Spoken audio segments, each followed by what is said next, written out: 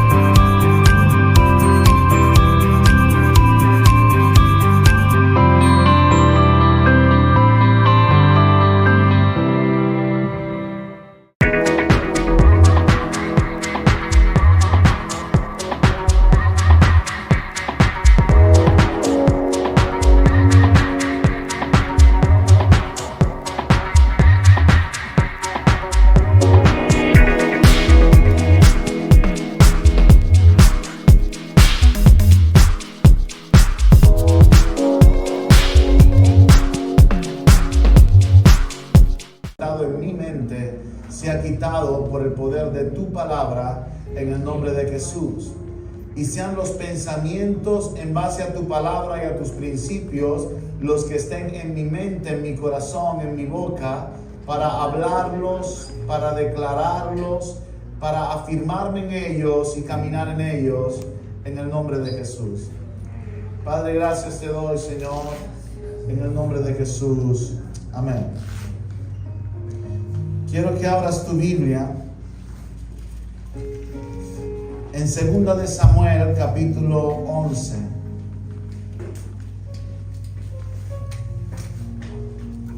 Segunda de Samuel, capítulo 11.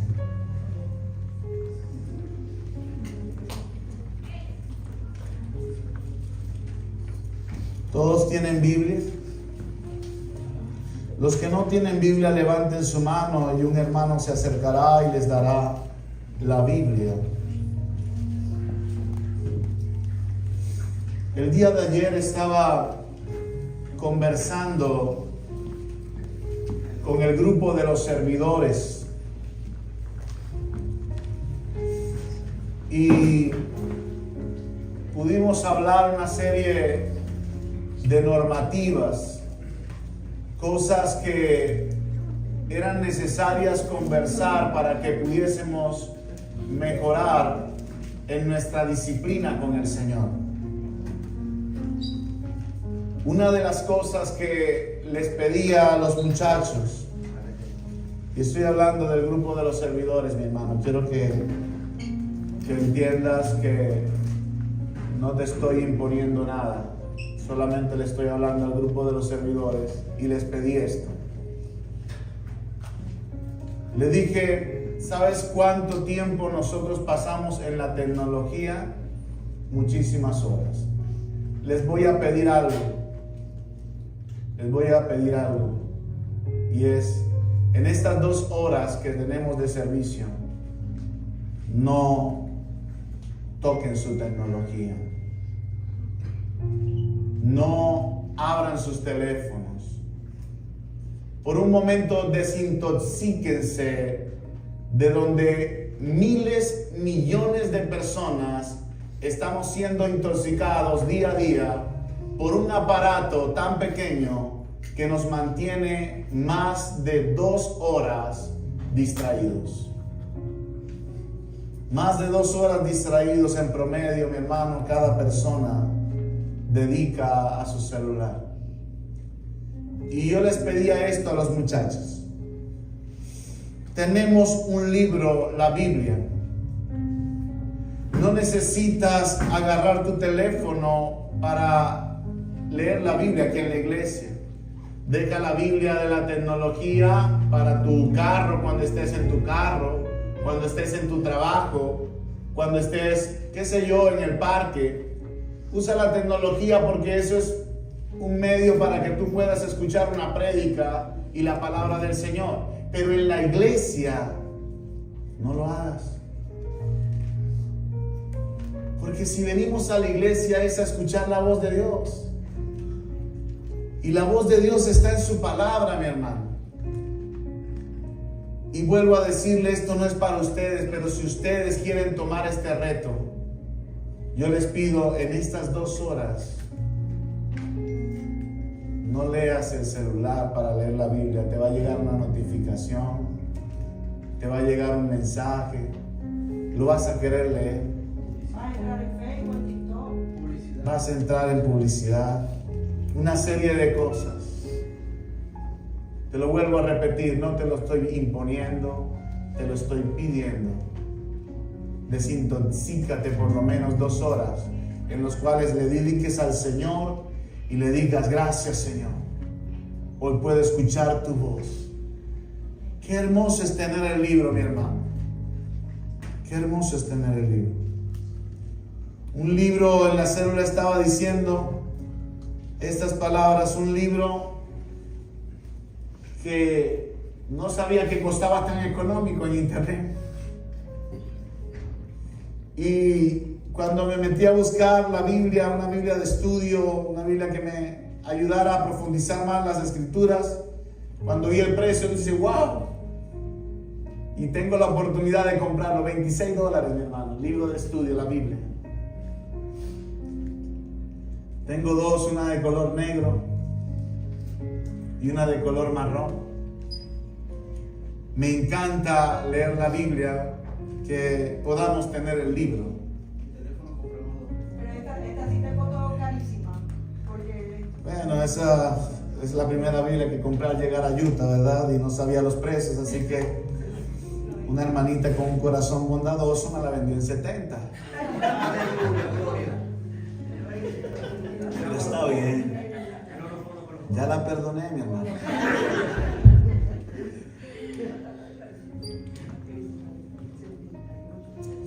Qué hermoso es Dios, ¿verdad? Una de las cosas que también les decía a los muchachos y que hoy se los digo a ustedes, hemos evaluado el poder tener un orden dentro del servicio, dentro de la iglesia. Y a partir de hoy vamos a pedirle a la congregación que antes de entrar al salón de reunión donde vamos a escuchar la palabra de Dios, pues pueda tomar agua, pueda tomar café, pueda ir al baño. Mi hermano, si usted ve las cámaras, más de 10 personas se paran de la congregación para ir a tomarse un café, a tomar agua. Y eso hace perder la reverencia delante de Dios. Podemos quedarnos en un salón de clase 45 minutos, 1 hora, claro que sí, estamos ahí. En los niños es más difícil controlar los esfínteres urinarios, pero en un adulto se ha demostrado que sí puede controlar un esfínter urinario durante más de 2 horas, a menos que esté tomando algún tipo de medicamento que le haga ir al baño. Pero mi hermano, les voy a pedir, si estamos sentados, si estamos escuchando la palabra del Señor, vamos a quedarnos acá antes de entrar a lo que es la parte de la predicación, la palabra. Usted pueda ir al baño, usted pueda tomarse el café. El café será quitado. Se colocó un letrero que dice: puedes tomar café antes de entrar, pero luego, después de terminar el servicio, volverás a tomar. Para no quitarlo y volverlo a poner. Perfecto. Esa parte, viste, no la sabía. Pero bueno, está bien. ¿En inglés o en español? Dímelo en inglés porque en español no lo entendí. Entonces,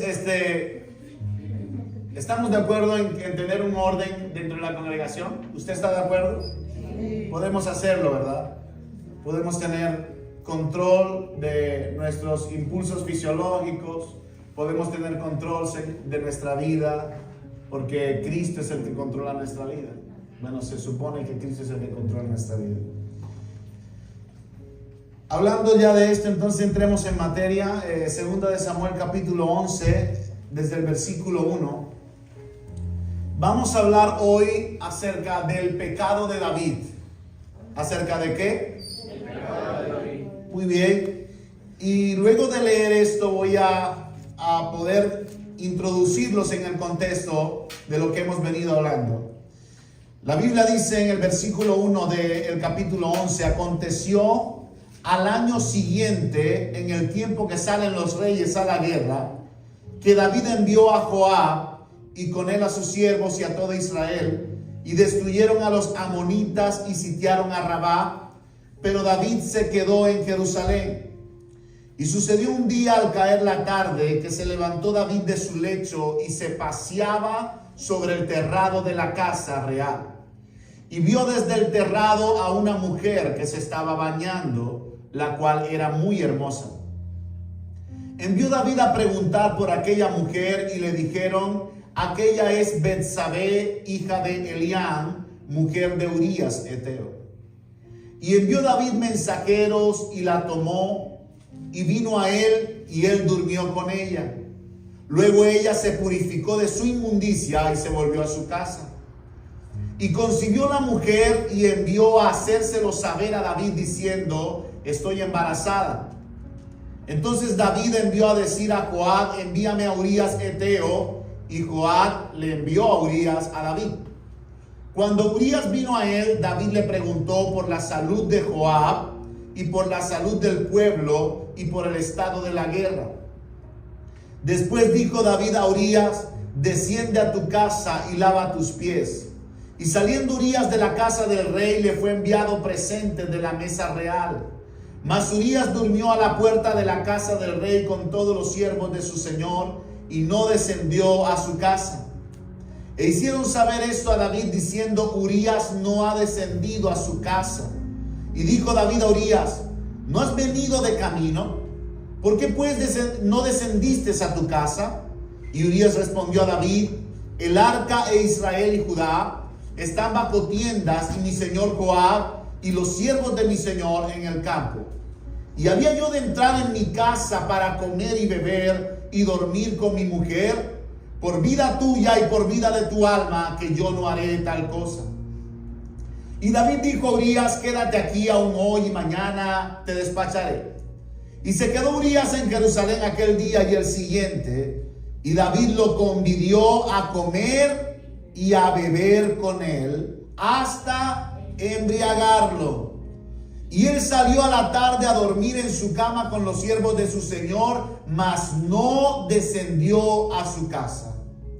Venida la mañana, escribió David a Joab una carta, la cual envió por mano de Urías. Y escribió en la carta diciendo: poned a Urías al frente en lo más recio de la batalla y retiraos de él, para que sea herido y muera. Así fue que cuando Joab sitió la ciudad, puso a Urías en el lugar donde sabía que estaban los hombres más valientes. Y saliendo luego los de la ciudad, pelearon contra Joab y cayeron algunos del ejército de los siervos de David, y murió también Urías Eteo. Muy bien, estamos hablando de un tema importante para todos nosotros, como lo es el pecado. ¿De qué estamos hablando? El pecado. Y dijimos que hay dos tipos de conducta en el pecado, o dos tipos de errores que se cometen cuando alguien peca. Uno peca por yerro y el otro peca por prevaricación. Y definimos los conceptos de lo que era yerro y lo que era prevaricación, ¿verdad? Dijimos que una persona puede pecar por yerro por varias cosas, como son porque ignoraba el mandamiento, porque fue débil en medio de la tentación, o porque fue descuidado. Tres cosas en las cuales una persona puede pecar por yerro. Pero cuando hablamos de prevaricación es diferente. Cuando hablamos de prevaricación es una persona que subleva la autoridad. Es decir, que quita la autoridad de Dios y se coloca él como autoridad y dice: no importa lo que yo haga, no me interesa si estoy pecando, yo voy a seguir pecando porque yo quiero pecar. Yo quiero ir en contra de lo que Dios dice. No me interesa lo que Dios dice.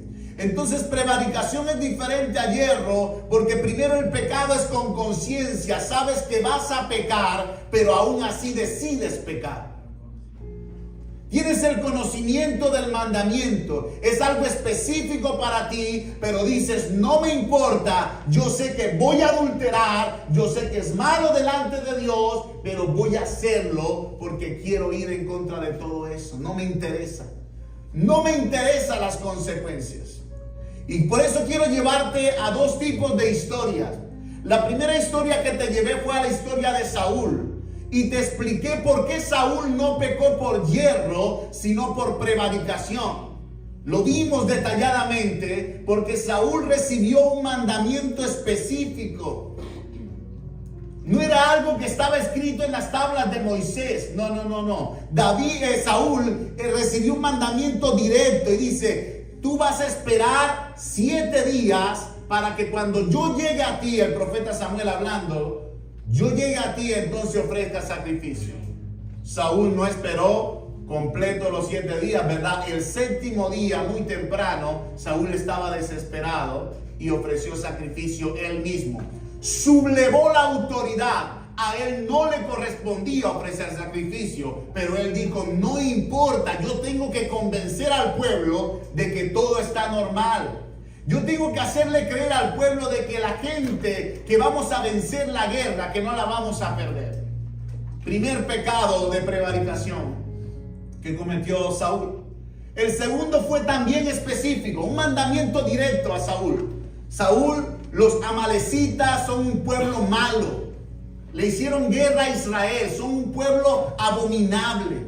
Destruyen todo lo que se encuentran por el camino. Voy a raer a los amalecitas de la faz de la tierra y te voy a utilizar a ti para que los mates a todos. Vas a matar a mujeres, a niños, vas a matar a todo ganado, todo lo que te encuentres lo vas a matar. ¿Era un mandamiento específico? Sí. Saúl dijo, no voy a obedecerlo completamente. Voy a matar a lo que me consiga, sí, ciertamente, pero voy a dejar entonces al rey libre, ¿verdad?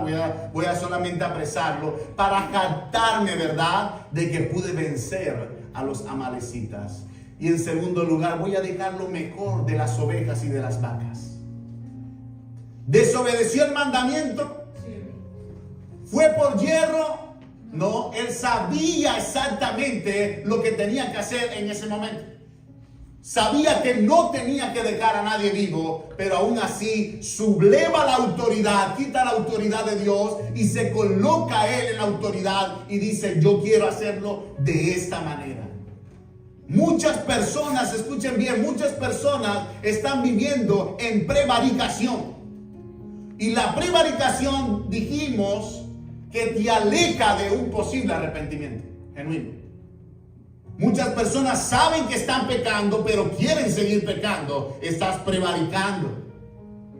Estás lejos de arrepentirte. No quiere decir que Dios no tenga misericordia de ti. Dios te va a dar la oportunidad, pero estás muy lejos de arrepentirte. Estás cegado.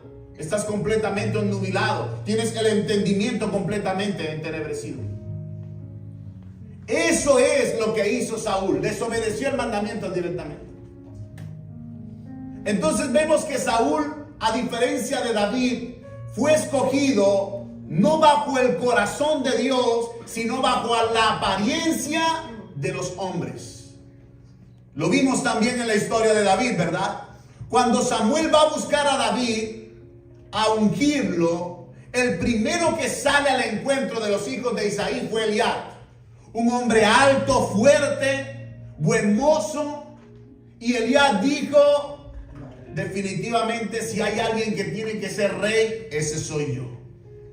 Y Samuel dijo, ese es.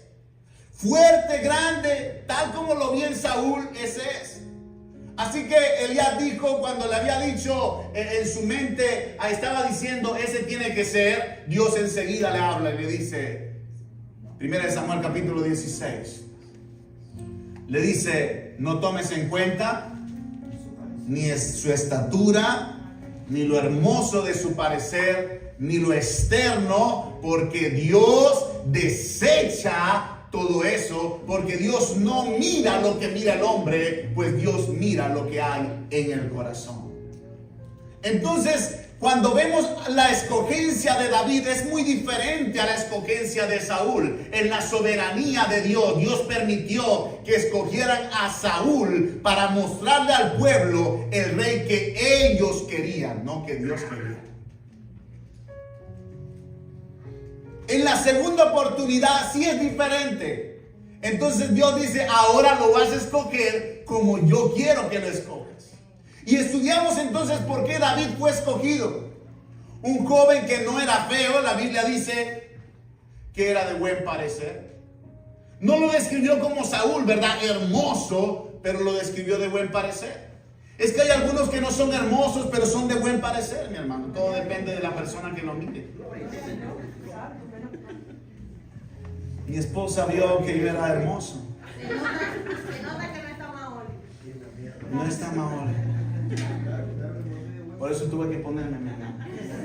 Imagínate que el pastor tenía el pelo como guapero, así, ¿se acuerdan? Y él cuando tenía, eso fue lo que era. Aleluya, no, ahí ya se falta el respeto aquí. Entonces vemos que David es escogido de acuerdo al corazón. Estaba un muchacho apartado.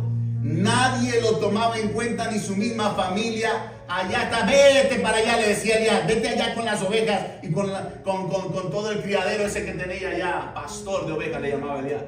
Pastor de ovejas, tú eres un pastor de ovejas. Vete allá con las ovejas.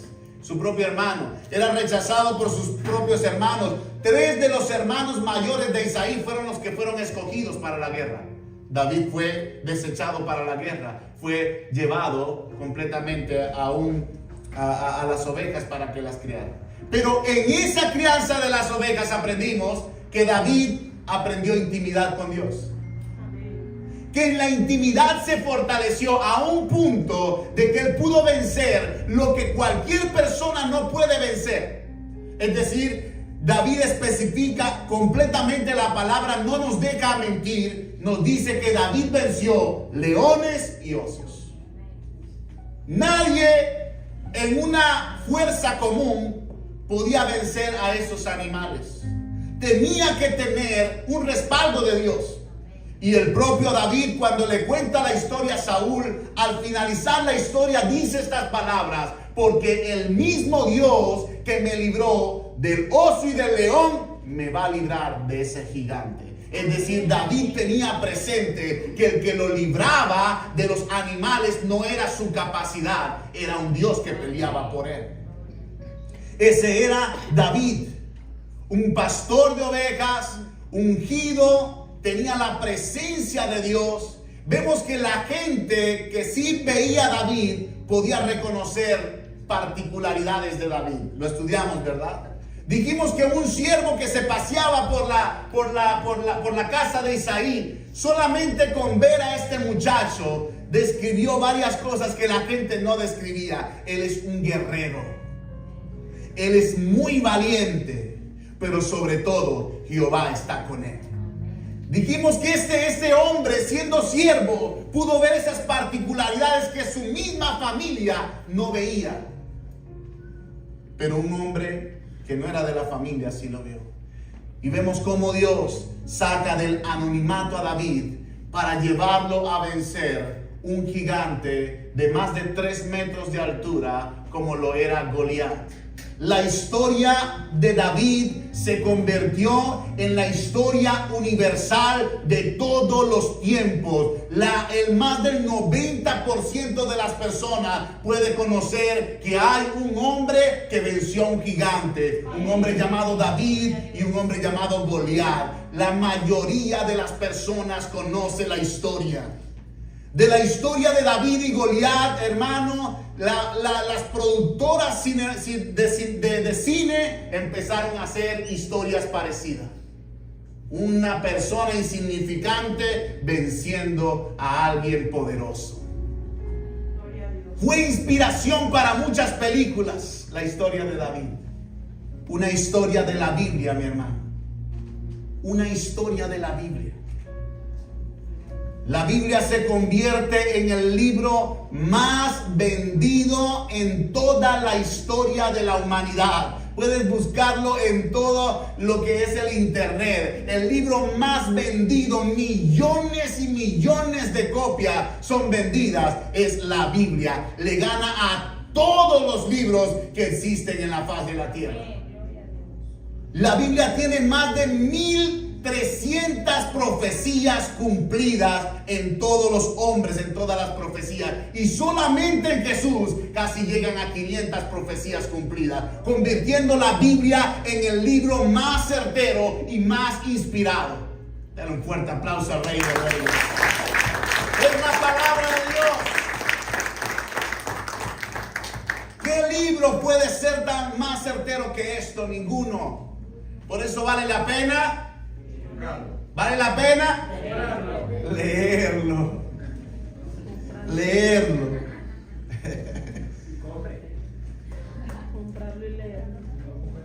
Entonces David se vuelve aquel muchacho que venció a Goliat. 17 años se calcula que tenía David en ese momento. David se convierte de ser un pastor de ovejas a ser el músico del rey, y no solamente el músico del rey, empezó a ser el escudero del rey. David pasa con los años de ser escudero del rey a ser uno de los militares más importantes del rey Saúl, junto con Jonatán. Años pasaron en que David fue el guerrero de Saúl. En todas sus guerras, David no perdió ni una. David venció todas las guerras a donde Saúl lo enviaba. Cada vez que David volvía victorioso, la gente y el pueblo lo alababa. Cada vez más se ganaba el corazón del pueblo, y esto despertó una envidia y un celo por parte de Saúl. Saúl quería matar a David. En una oportunidad David estaba tocando el arpa inspirado, ¿verdad? Estaba cantando canciones al Señor, y enseguida el demonio estaba allí atormentando a David. Ay, voy a matarlo. Y agarró la lanza y se la tiró. David tuvo que esquivar la lanza, dice la Biblia, y tuvo que salir corriendo. Posteriormente,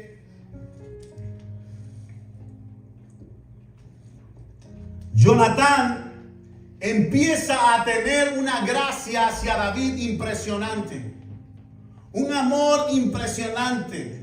Jonatán empieza a amar a David como su propio hermano, como su propia familia, y reconoce a David que él es el próximo rey, algo que nunca nadie como príncipe podía reconocer, porque todo hijo del rey, ¿qué quiere? El reinado. Jonatán dijo: no, yo no voy a ser el próximo rey, es David.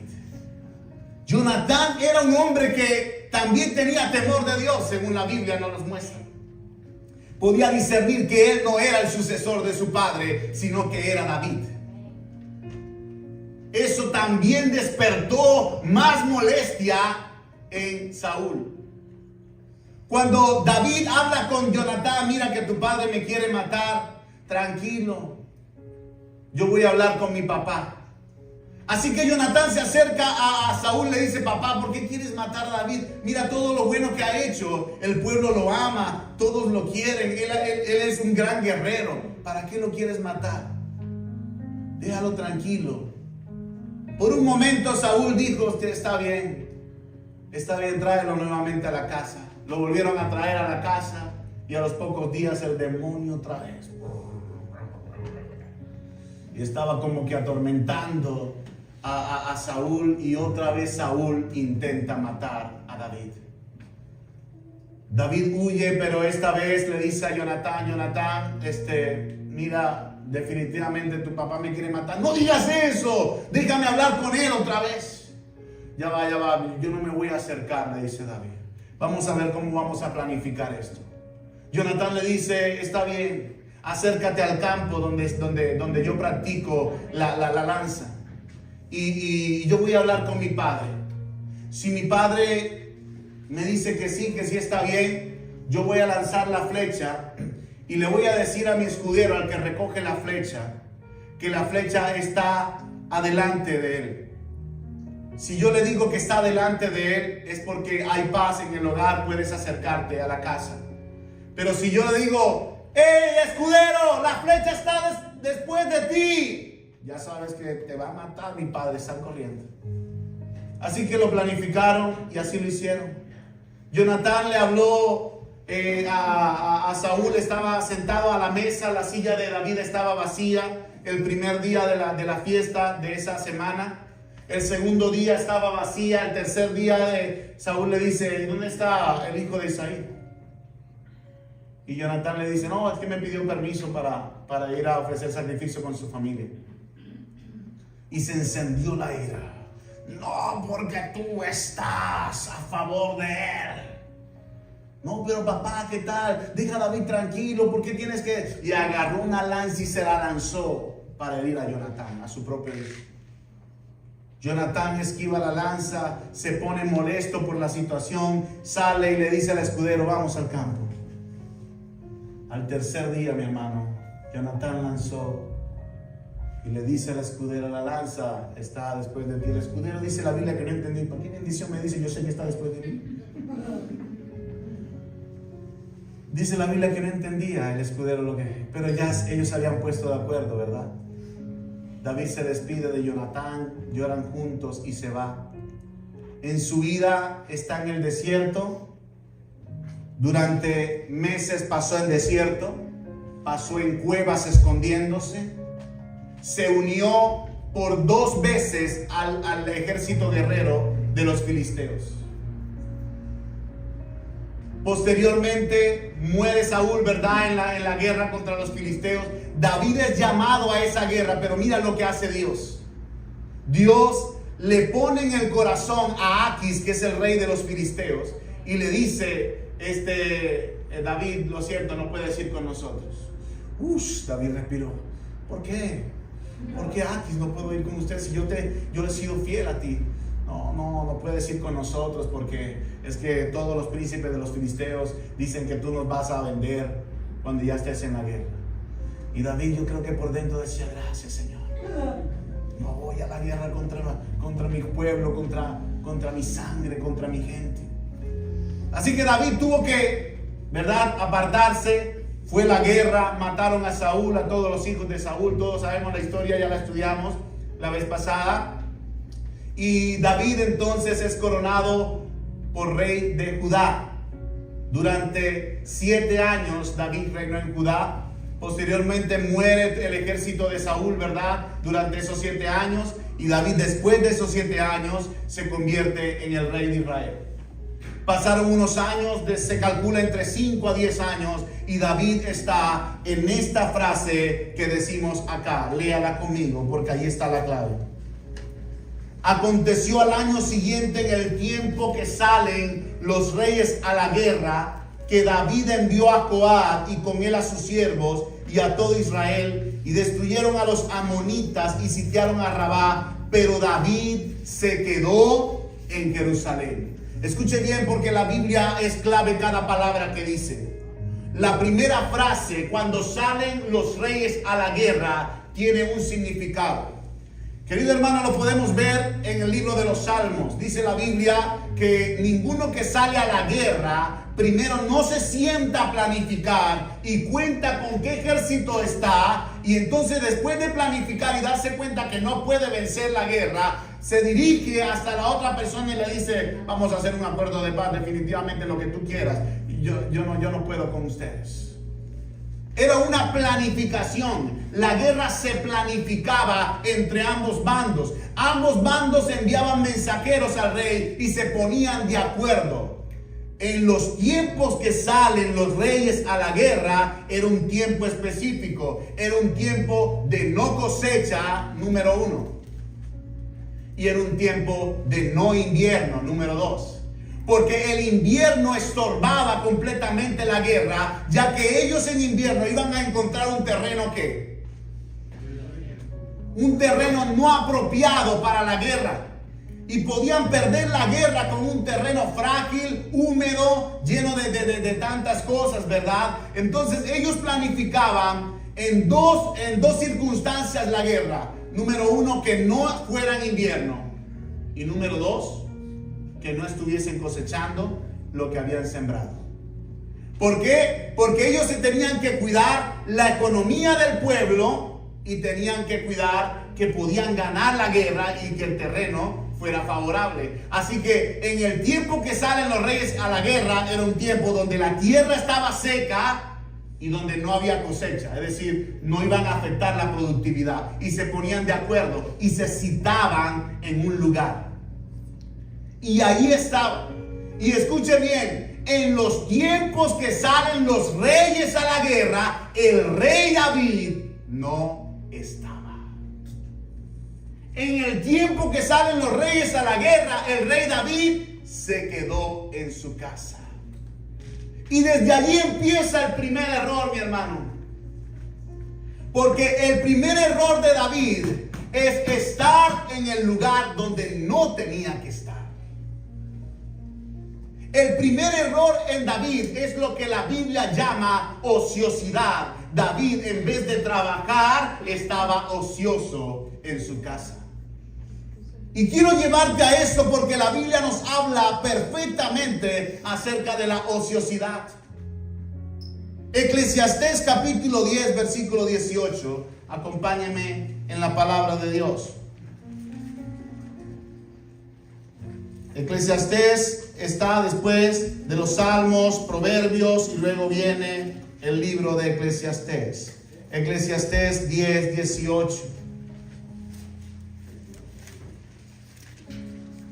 Por la pereza se cae la techumbre y por la flojedad de las manos se llueve la casa. La Biblia nos habla acerca de personas que en vez de estar trabajando, inducen su vida a la pereza, al hacer cosas que no tienen que ver con fundamentos que traigan a su vida un refrigerio o una productividad. La ociosidad es una distracción para toda la humanidad. No solamente David cayó en ociosidad, la mayoría de las personas caen en ociosidad. Muchos matrimonios están siendo destruidos por la ociosidad. Conocemos casos de personas que han perdido su matrimonio porque en vez de salir a trabajar, se quedan en sus casas jugando. Matrimonios destruidos. Ahora, ¿en dónde tenía que estar la persona representante del hogar y el proveedor del hogar? Tenía que estar trabajando. ¿Y dónde estaba? ¿No? ¿Perdón? Mi hermano, no te escuché. Dilo duro. De ociosos. La ociosidad fue lo que llevó a David, en vez de estar en la guerra, lo llevó a descansar en la casa. Ay, estoy aquí descansando, cuando él tenía que estar en la guerra. Era un principio, era un estatuto, era una normativa. Los reyes tenían que ir a la guerra a respaldar a su ejército. David no lo estaba haciendo. Lea conmigo Primera de Timoteo, capítulo 5, versículo 13.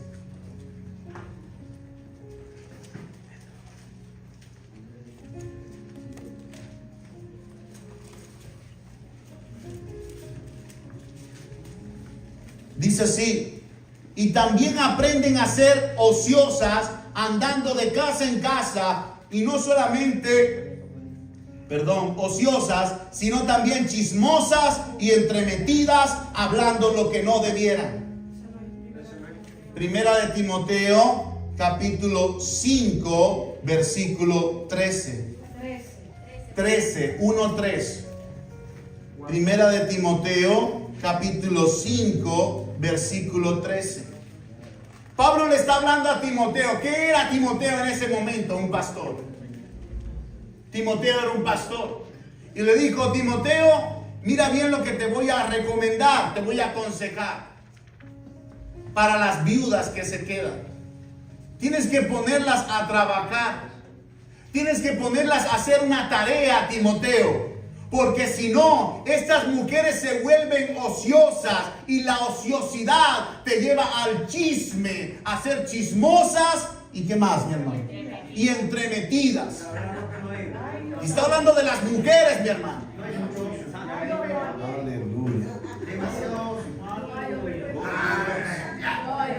tomar agua, mi hermano, porque esto se pone bueno. O sea que donde iba esto ayer hay dos. La Biblia habla específicamente de mujeres que no están haciendo lo que tienen que hacer, y al no hacer lo que tienen que hacer entran en ociosidad, y la ociosidad te lleva ¿a qué? Al chisme y meterte donde no te está llamando, entrometerse, hablando lo que no deben hablar. O sea que hay que darle a la suegra trabajo. Hay que darle trabajo a las mujeres, mi hermano. A la suegra. De a dos.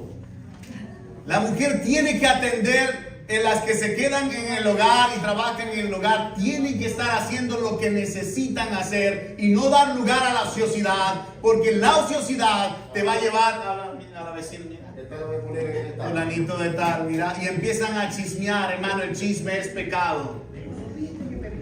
¿El chisme es qué? Pecado. Entonces la ociosidad te lleva a qué? Te lleva a pecar. Es una puerta abierta para Satanás inducirte al pecado. ¿Qué tienes que hacer? Ocupar tu mente. ¿En dónde tendrías que ocupar tu mente si no tienes nada que hacer? En la palabra de Dios. Entonces dedicamos más tiempo en otras cosas que generan mayor ociosidad que dedicarle tiempo a lo que me instruye y a lo que me cambia. No estoy diciéndote, mi hermano, no veas televisión. No te estoy diciendo no juegues un partido de fútbol con tu hijo. No te estoy diciendo no juegues un videojuego sano que puedas jugar con tu familia, ¿verdad? No te estoy diciendo eso. Te estoy diciendo el tiempo que inviertes en eso. Cuando es más que el tiempo que le inviertes a Dios, es una ociosidad y te va a llevar al pecado. Te va a llevar al pecado. Tienes que tener un equilibrio. Dice Ronnie, el teléfono. Mentira, Ronnie no señaló, dijo el teléfono. El teléfono. La ociosidad, mi hermano, te lleva al pecado. Si tú te instruyes en la tecnología, de la tecnología obtendrás buenas herramientas para pecar. Muchas herramientas.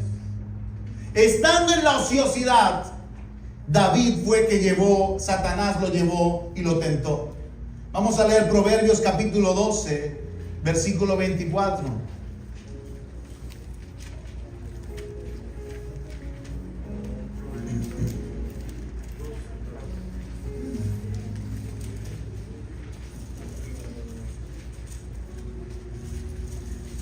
Dice así la palabra del Señor: la mano de los diligentes señoreará, mas la negligencia será tributaria. La ociosidad, mi hermano, te lleva a ser negligente. Conozco muchas personas que están llegando tarde a sus trabajos por dedicarle más tiempo al ocio. Gente que llega dormida a sus trabajos porque no descansan lo suficiente por dedicarle más tiempo al ocio. La ociosidad no te conduce a la diligencia. Dios está buscando a que seas diligente. Una persona diligente es una persona que se planifica. Yo me voy a planificar hoy levantarme, tener 30 minutos de oración, tener 30 minutos de la lectura de la palabra. A lo que termine la palabra agarro mi carro y me voy para el trabajo. A lo que termine del trabajo y salga del trabajo voy a hacer una aplicación para completar el día de lo que tengo que hacer. A lo que termine esto me voy con mi familia a compartir un café. X cosa. Eso último no lo he escuchado.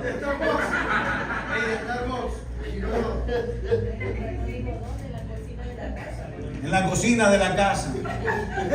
Un café. Ya lo dije. Entonces, cuando tú eres diligente, te planificas. Cuando tú quieres ser diligente en las cosas del Señor, tú dices, el servicio comienza a las 11:30, me voy a levantar a las 10, voy a vestir a mi familia, me tardo 15 minutos para llegar a la iglesia y llego a las 11:30. ¡Aleluya! ¡Gloria a Dios! ¡Diligencia! La ociosidad te lleva, hermano, a ser negligente. La Biblia dice que la negligencia trae maldición. Dice, maldito el que hiciere indolentemente la obra del Señor, que no tuviese una planificación, que no tuviese una pasión por hacer las cosas del Señor más y más eficaces. Entonces tiene una planificación. La ociosidad te quita la planificación. Romanos capítulo 12, versículo 11.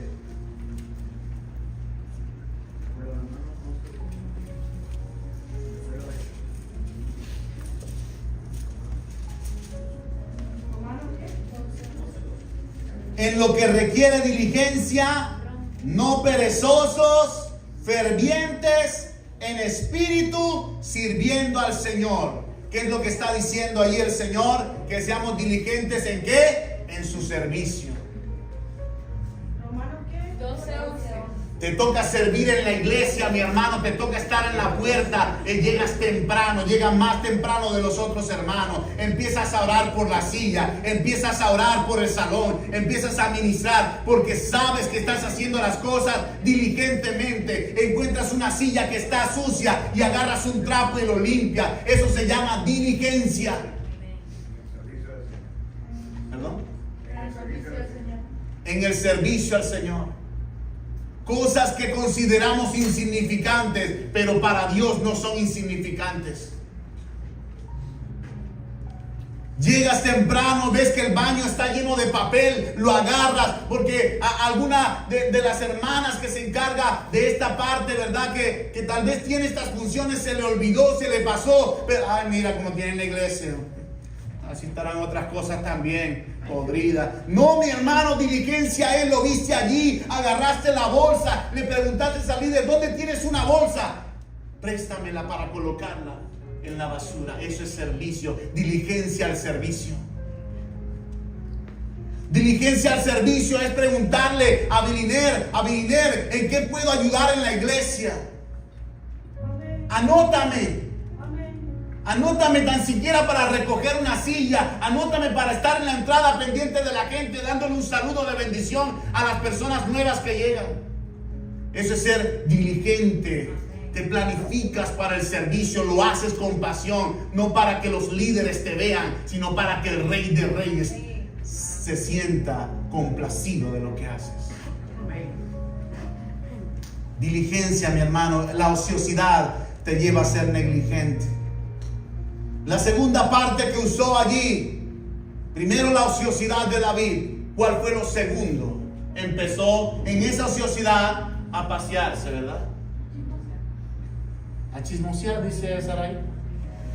A mirar por la ventana. Y la Biblia dice claramente, mi hermano, que al estar en ese tiempo de no hacer lo que tenía que hacer, es que usó la vista para ver lo que no tenía que ver.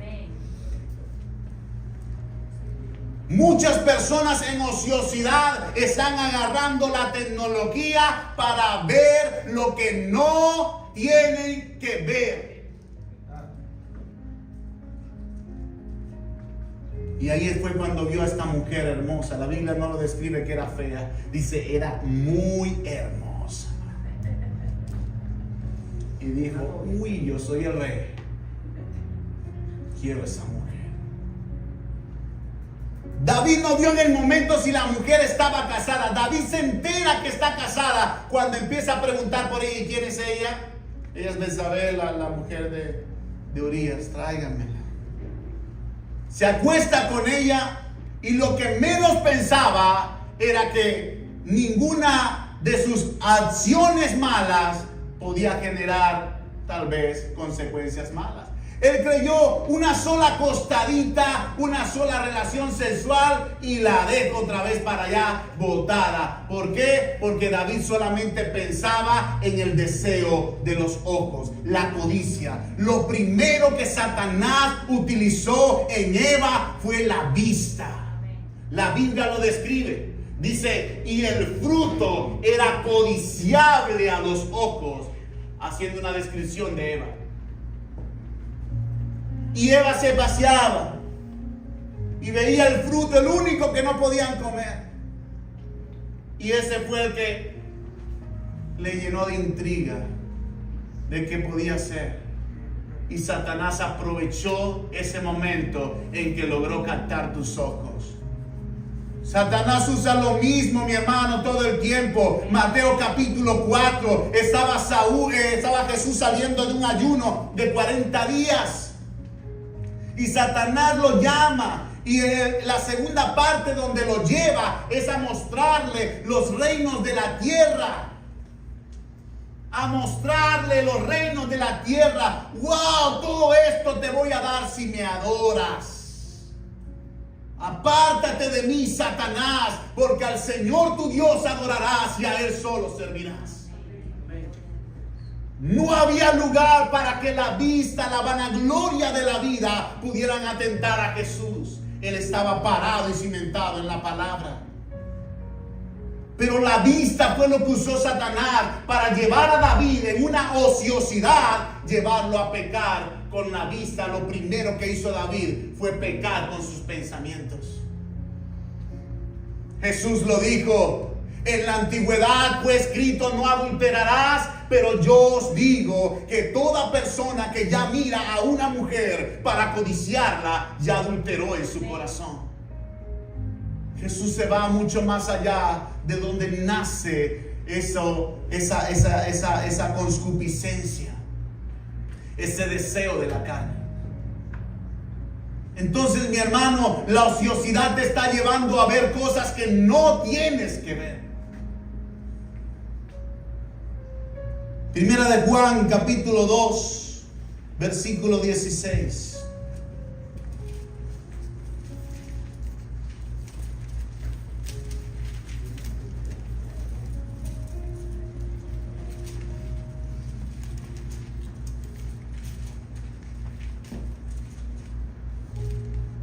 Porque todo lo que hay en el mundo, léalo conmigo, mi hermano, porque todo lo que hay en ¿dónde?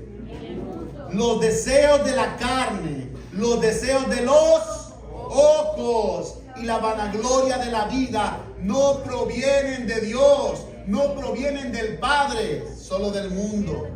Primera de Juan, capítulo 2, versículo 16. Primera de Juan, no el Evangelio de Juan, no. Primera de Juan, es los libros que están antes de Apocalipsis. Primera de Juan. Ahí está diciendo, hablando del deseo de los ojos. Romanos 6, Pablo advirtió acerca de esto, mi hermano, también. Ya lo hemos discutido en la célula. Lo hemos hablado muchas veces. Yo creo que ya tenemos que sabernos de memoria, ¿verdad? Romanos capítulo 6, versículo 13. Dice, ni tampoco presentéis vuestros miembros al pecado como instrumento de iniquidad, sino presentaos vosotros mismos a Dios como vivos de entre los muertos y vuestros miembros a Dios como instrumentos de justicia. Pablo le dice a los romanos, tu miembro, la vista, preséntalo como un instrumento de justicia. Tus oídos como un instrumento de justicia. Tu boca como un instrumento de justicia. Tus manos como un instrumento de justicia. Todos tus miembros como un instrumento de justicia. No dejes que te tienten. No caigas en ver cosas, en oír cosas, en hacer cosas que a Dios no le agradan. ¿Por qué? Porque automáticamente, en vez de presentarlo como un instrumento de justicia, estás presentándolo como iniquidad, pecado delante de Dios. La tercera cosa, después de la visión, el adulterio de David, de cometer adulterio, entonces comete otro de los agravames de todo esto, ¿verdad? Él trata de solventar la situación. Ay, quedó embarazada. ¿A quién le tiro ese muerto, Dios? Típico, mi hermano, de una persona que me llegó y me dice, oye, dime cómo hago para tirarle el muerto a otra persona. Dejé embarazada a una persona casada.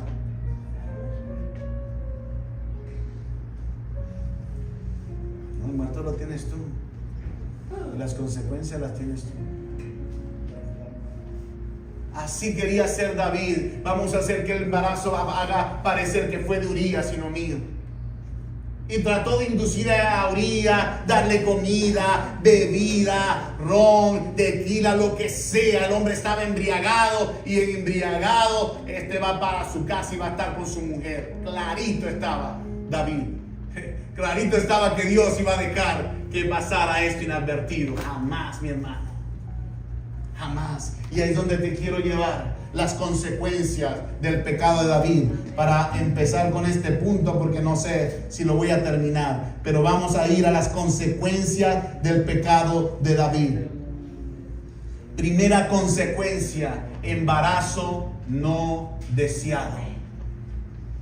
La primera consecuencia de David fue que con su pecado dejó embarazada a una persona. ¿Cuántos jóvenes, estoy hablando a los adolescentes, por un momento de placer han quedado embarazadas?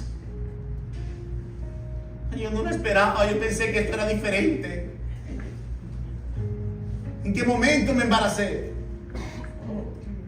No preguntes eso.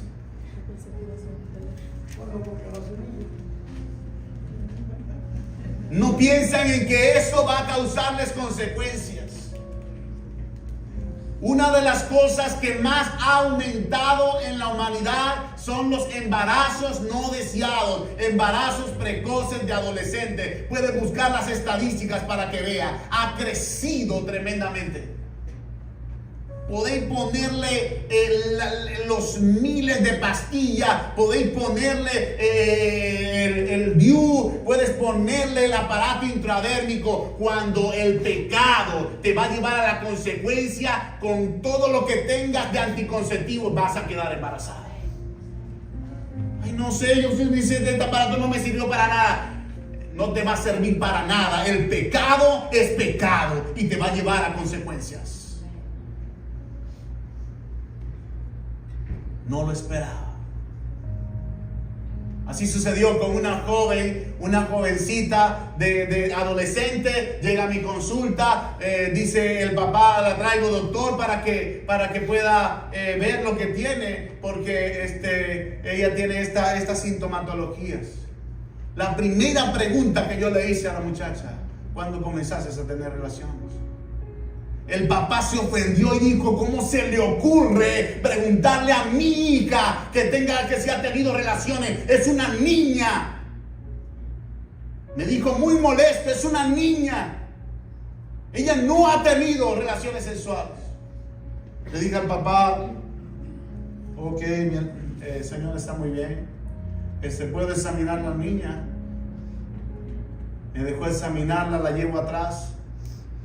Y la primera pregunta que le hago a la niña, así en secreto: ¿cuándo comenzaste a tener relaciones sexuales? Empezó a llorar. No le diga nada a mi padre, me va a matar.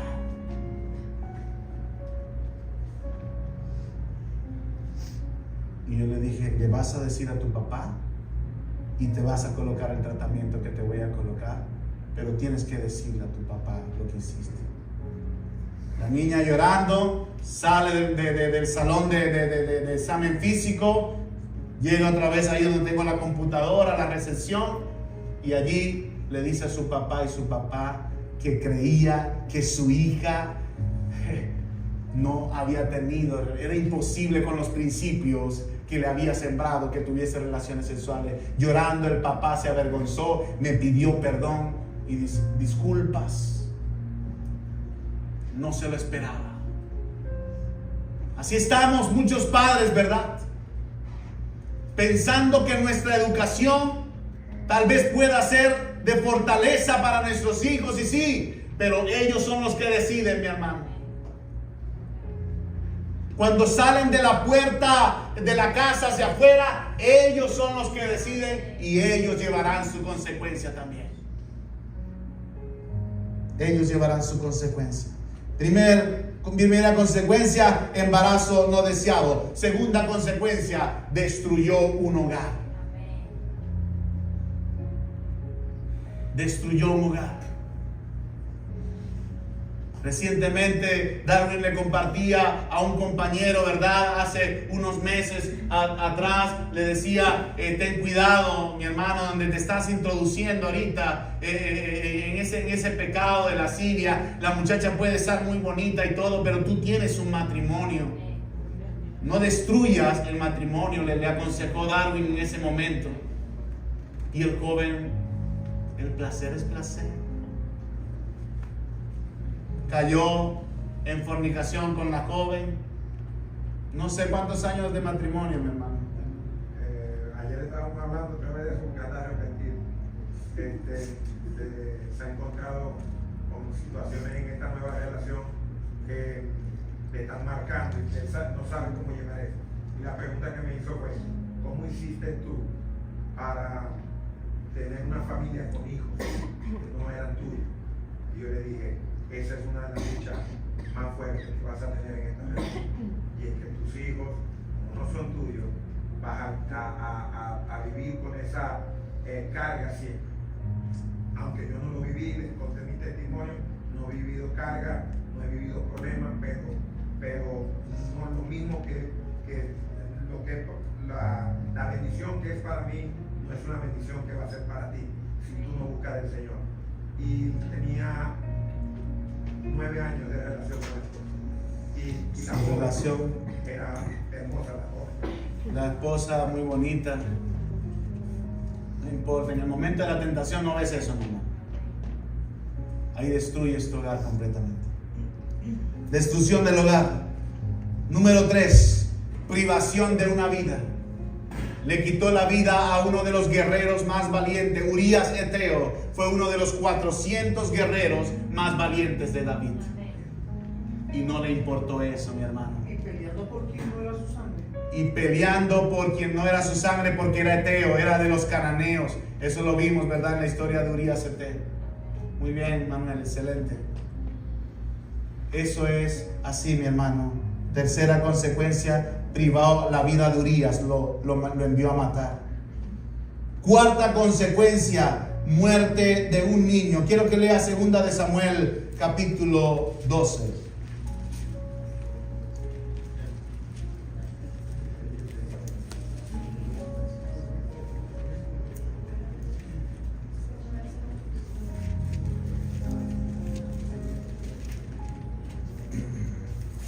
Léelo conmigo ahí para que veas cómo la Biblia se cumple, mi hermano. Ahí vamos a ver unas profecías exquisitas para alimentarse espiritualmente. Dice la Biblia en 2 de Samuel capítulo 12, ¿verdad? Dijimos. Versículo 1. Léalo conmigo rápidamente. Dice, Jehová envió ¿a quién? A Natán, a David. Natán es un profeta, mi hermano. Y viniendo a él le dijo, había 2 hombres en una ciudad, el uno rico y el otro pobre. El rico tenía numerosas ovejas y vacas, pero el pobre no tenía más que una sola corderita que él había comprado y criado y que había crecido con él y con sus hijos juntamente, comiendo de su bocado y bebiendo de su vaso y durmiendo en su seno, y la tenía como una hija. Y vino de camino un hombre al hombre rico, y este no quiso tomar de sus ovejas y de sus vacas para guisar para el caminante para que había venido a él, sino que tomó la oveja de aquel hombre pobre y le preparó para aquel que había venido a él. Entonces se encendió el furor de David en gran manera contra aquel hombre y dijo a Natán, vive Jehová, que el que tal hizo es digno de muerte, y debe pagar la cordera 4 veces más, ¿verdad? Esa es la restitución que había como ley. Porque hizo tal cosa y no tuvo misericordia. Entonces dijo Natán a David, tú eres aquel hombre.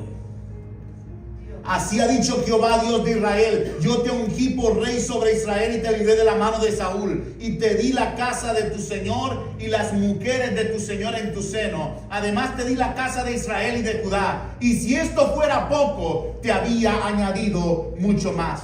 ¿Por qué pues tuviste en poco la palabra de Jehová, haciendo lo malo delante de sus ojos? A Urías Eteo heriste a espada, y tomaste por mujer a su mujer, y a él lo mataste con la espada de los hijos de Amón. Por lo cual ahora, escuche bien la consecuencia y la profecía, mi hermano. Esto es tremendo, esto es hermoso, para que veamos que a Dios no se le olvida nada, mi hermano. Por lo cual ahora no se apartará jamás de tu casa la espada, por cuanto me menospreciaste y tomaste la mujer de Urías Eteo para que fuese tu mujer. Así ha dicho Jehová: he aquí yo haré levantar el mal sobre ti de tu misma casa. Y tomaré tus mujeres delante de tus ojos, y las daré a tu prójimo, el cual yacerá con tus mujeres a la vista del sol. Porque tú lo hiciste en secreto. Escuche bien, muchachos, lo que hablamos ayer. Porque tú lo hiciste en secreto, más... léalo conmigo, mi hermano, con fuerza. Mas yo haré esto delante de todo Israel a pleno sol. ¿Se recuerdan que les dije que le iba a hablar una palabra el día de hoy? Porque tú lo hiciste en secreto, mas yo haré esto delante de todo Israel y a pleno sol. Entonces dijo David a Natán: pequé contra Jehová. Y Natán dijo a David: también Jehová ha remitido tu pecado, no morirás. Mire cómo Dios conoce el corazón de David. La diferencia: Dios no le dio oportunidad a Saúl en nada, en el sentido de que enseguida lanzó la palabra y dijo: Dios te ha desechado, ¿sí o no? Dios lo dijo: Dios te ha desechado. Pero ¿qué había en Dios? La eternidad. Él es eterno. Él sabía que Saúl nunca se iba a arrepentir. Ahora él también sabía que David sí tenía un corazón arrepentido. Gloria a Dios. Y le dice esto, mi hermano. Le dice: no morirás, mas por cuanto con este asunto hiciste blasfemar a los enemigos de Jehová, el hijo que te ha nacido ciertamente morirá. Y Natán se volvió a su casa. Sígame conmigo, mi hermano, que esto es hermoso cuando vemos el cumplimiento de esto. Vamos a leer primero la muerte del niño. Segunda de Samuel, capítulo 12, versículo 18.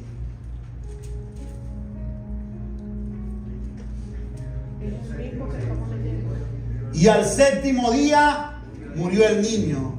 Y temían los siervos de David hacerle saber que el niño había muerto, diciendo entre sí: cuando el niño aún vivía, le hablábamos y no quería oír nuestra voz. Ahora más, ¿cuánto se va a afligir si le decimos que ha muerto? Mas David, viendo a sus siervos hablar entre sí, entendió que el niño había muerto, por lo que dijo David a sus siervos: ¿ha muerto el niño? Y ellos respondieron: ha muerto. Entonces David se levantó de la tierra y se lavó y se ungió y cambió sus ropas y entró a la casa de Jehová y adoró. ¿Y qué, mi hermano? Adoró. Después vino a su casa y pidió, y le pusieron pan y comió. Y le dijeron sus siervos, porque no entendían lo que estaba haciendo: ¿qué es esto que has hecho? Cuando el niño vivía aún, ayunabas, llorabas, estabas casi muerto por él. Ahora que murió, te levantaste y comiste pan. Y él respondió: viviendo aún el niño, yo ayunaba y lloraba, diciendo: quién sabe si Dios tendrá compasión de mí y vivirá el niño. Mas ahora que ha muerto, ¿para qué he de ayunar? ¿Podré yo hacerle volver? Yo voy a él, mas él no volverá a mí. ¿Se cumplió la profecía? Dios le dijo que el niño moriría. Cambió Dios porque David ayunó, lloró, pataleó, se revolcó, se echó arena, silicio. La consecuencia la vas a llevar sí o sí. Dios te va a perdonar, mi hermano, pero la consecuencia de tu pecado la vas a llevar. Vamos con el segundo cumplimiento, mi hermano. Segunda de Samuel, capítulo 16. Versículo 21 y 22. Y Ahitofel, hijo de Absalón, le dijo a Absalón, llégate a las concubinas de tu padre, que él dejó para guardar la casa, y todo el pueblo de Israel oirá que te has hecho aborrecible a tu padre, y así se fortalecerán las manos de todos los que están contigo. Entonces pusieron para Absalón una tienda sobre el terrado, y se llegó Absalón a las concubinas de su padre ante los ojos de todo Israel. Mi hermano, su propio hijo se acostó con sus esposas. Listo, ya. Ya. Estoy inspirado, mi hermano. Estoy emocionado. ¿Cuántos se quieren ir, mi hermano? No. La gente os dígalo. Venga la mano. ¿Lo termino o no lo termino? Termínalo.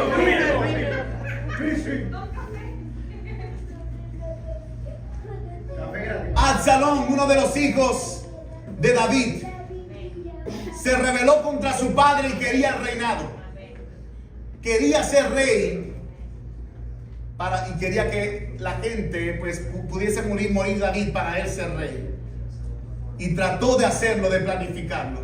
Y uno de los consejos de estas personas allegadas al Absalón fue: agarra a las mujeres de tu padre, y en pleno sol, a la luz de todo el pueblo, vas a tener relaciones sexuales con ella, para que todo el pueblo vea que tú te volviste aborrecible a tu padre, que tú odias a ese hombre y que quieres que él salga del reinado y que quedes tú. ¿Se cumplió la profecía, mi hermano?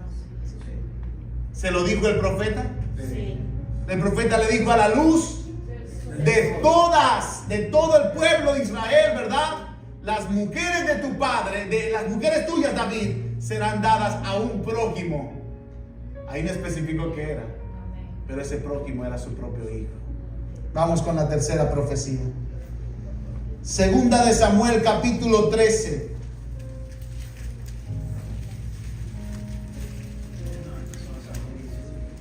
Es la historia de uno de los hijos de David, llamado Amnón. No la voy a leer porque es larga, solamente te voy a decir la consecuencia.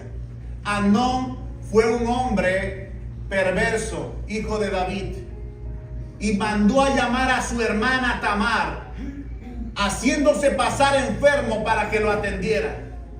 Cuando Tamar fue a atender a Amnón porque lo quería como hermano, Amnón se asió de ella y la violó. ¿La qué? La violó. Seguido de esto, Absalón, uno de los hermanos de Amnón, por defender a su hermana Tamar, ¿saben qué hizo? Mató a Amnón. ¿Qué profecía era esa, mi hermano?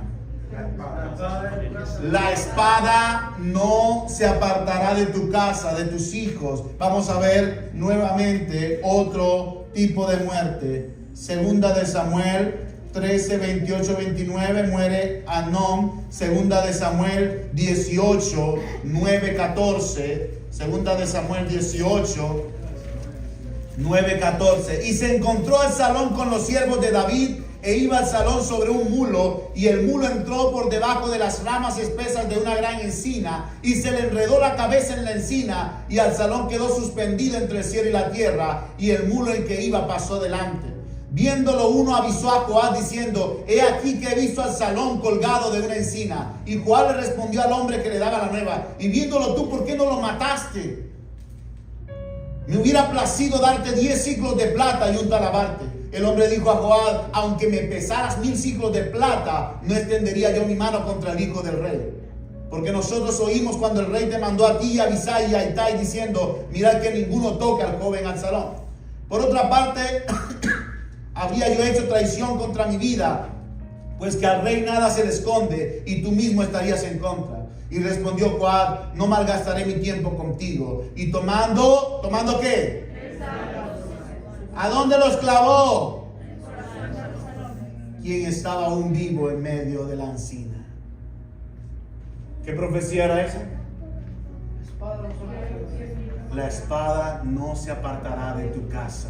Los hijos de David murieron a espada. Tuvo consecuencia, pongámonos de pie, vamos a orar.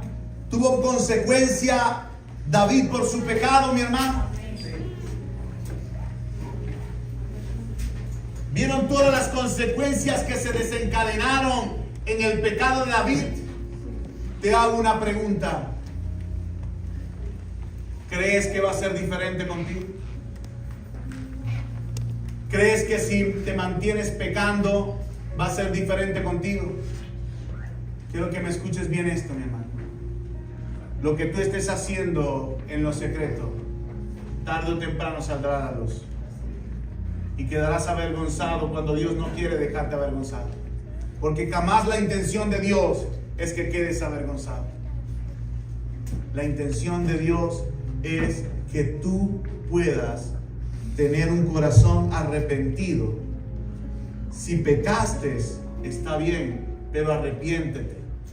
No sigas persistiendo en el pecado, porque el pecado te va a llevar a la muerte. Ora conmigo. Padre que estás en el cielo, Señor, te doy gracias por tu palabra. Gracias, Señor, porque tu palabra es viva, es eficaz, es más cortante que toda espada de 2 filos, penetra hasta partir el alma, el espíritu, las coyunturas, los tuétanos.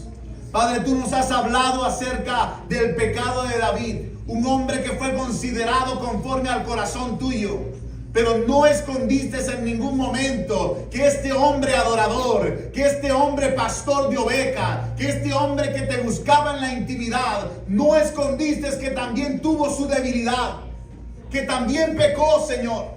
Y así mismo nos haces ver a nosotros. Tal vez habíamos andado en una vida de refrigerio contigo, pero cuando llegó la tentación, fuimos débiles ante la tentación. Fuimos débiles, Señor. Y te pedimos perdón. Pídale perdón a Dios. Te pedimos perdón, Señor, y nos arrepentimos. Y venimos a ti, Señor, para que tú nos des la oportunidad de consagrarnos, de seguir una vida que a ti te agrade, de dejar a un lado el pecado y, Señor, seguirte a ti. Hoy decido seguirte a ti. En el nombre de Jesucristo de Nazaret, lava mi vida completamente, Señor, y te doy toda la gloria y la honra y la alabanza. Gracias, Señor.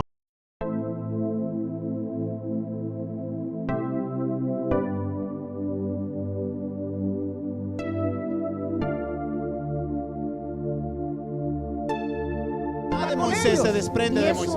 Entonces, a lo que ¿qué Moisés hicieron los tenía ancianos y eran los voceros? 3 meses. Llamaron a